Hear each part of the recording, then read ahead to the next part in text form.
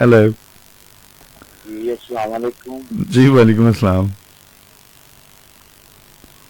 Hello जी जी आवाज़ आ रही है, ਤੁਹਾਡੀ ਵੀ ਆ ਰਹੀ ਤੇ ਯਕੀਨੀ ਤੌਰ ਤੇ ਮੇਰੀ ਵੀ ਤੁਹਾਨੂੰ ਆ ਰਹੀ ਹੈ। ਭਜਨ ਕਰ ਜੀ ਤੁਹਾਡੀ ਸਾਰੀ ਟੀਮ ਨੂੰ ਬਹੁਤ ਬਹੁਤ ਸਲਾਮ।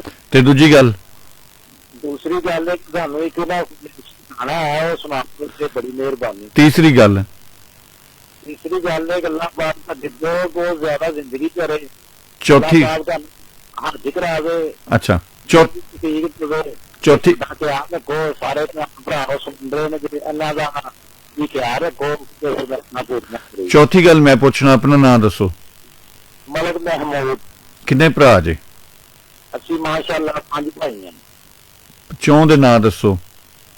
ਇਹ ਦਾ ਨਾਮ ਮਲਕ ਸ਼ਹਜ਼ਾਦ, ਮਲਕ ਖਾਵਰ, ਮਲਕ ਮਹਿਮੂਦ, ਮਲਕ ਮਕਸੂਦ, ਸਭ ਤੋਂ ਵੱਡਾ ਮਲਕ ਸਲੀਮ। ਅੱਛਾ ਕਿੰਨੇ ਬੱਚੇ ਨੇ ਮਾਸ਼ਾਅੱਲਾ ਪੰਜਾਂ ਦੇ? ਮੇਰੇ ਸਾਰੇ 2 ਬੇਟੀਆਂ ਨੇ ਤੇ ਇੱਕ ਬੇਟਾ ਹੈ, ਇੱਕ ਡਾਕਟਰ ਹੈ ਤੇ ਇੱਕ ਇੰਜੀਨੀਅਰ ਬਣ ਰਹੀ ਹੈ ਤੇ ਪਿਤਾ ਮੇਰਾ ਸਟੱਡੀ ਕਰ ਰਿਹਾ। ਮਾਸ਼ਾਅੱਲਾ। ਤੇ ਦੂਸਰੇ ਭਰਾਵਾਂ ਦੇ ਤੁਹਾਡੇ ਤੋਂ ਛੋਟੇ ਕਿੰਨੇ ਨੇ ਤੇ ਵੱਡੇ ਕਿੰਨੇ ਨੇ?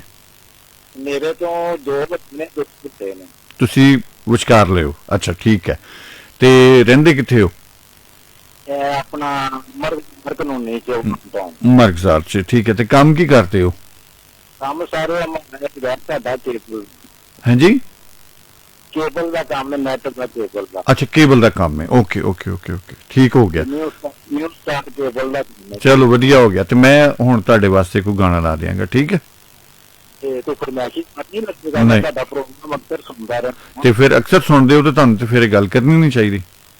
ਉਹ ਮੈਂ ਜਿਲਜਾ ਕੀਤਾ ਸੀ ਤੇ ਮੈਂ ਕਿਹਾ ਇਸ਼ਕ ਪੜਾਵੇ ਗੱਲਾਂ ਪੁੱਟੀਆਂ ਤੇ ਸਿੱਧੀਆਂ ਸਕੂਲਾਂ ਕਦੀ ਹੋਣ ਨਾ ਛੁੱਟੀਆਂ। ਤੁਹਾਡੇ ਕੋਲ ਛੁੱਟੀਆਂ ਨਹੀਂ ਹੁੰਦੀਆਂ ਤੇ ਤਾਂ ਮੈਂ ਮਗਰ ਮਾਸ਼ਾਅੱਲਾ। ਤੁਹਾਡੇ ਕਿੰਨੇ ਬੱਚੇ ਨੇ? ਮੇਰੇ ਮਾਸ਼ਾਅੱਲਾ 3 ਬੱਚੇ। ਤੇ ਫਿਰ ਅਜੇ ਛੁੱਟੀ ਨਹੀਂ ਹੋਈ ਤੁਹਾਡੀ? ਛੁੱਟੀ ਫਿਰ ਉਹ ਤੁਸੀਂ ਨਹੀਂ ਨਾ ਦਿੰਦੇ, ਤੁਸੀਂ ਹੋ ਗਏ ਛੁੱਟੀ। ਚਲੋ ਖੈਰ ਹੋਵੇ ਤੁਹਾਡੀ, ਜਿਉਂਦੇ ਵਾਸਤੇ ਰਹੋ, ਸਲਾਮਤ ਰਹੋ। ਓਕੇ। ਵਾਹਿਗੁਰੂ ਸਾਹਿਬ।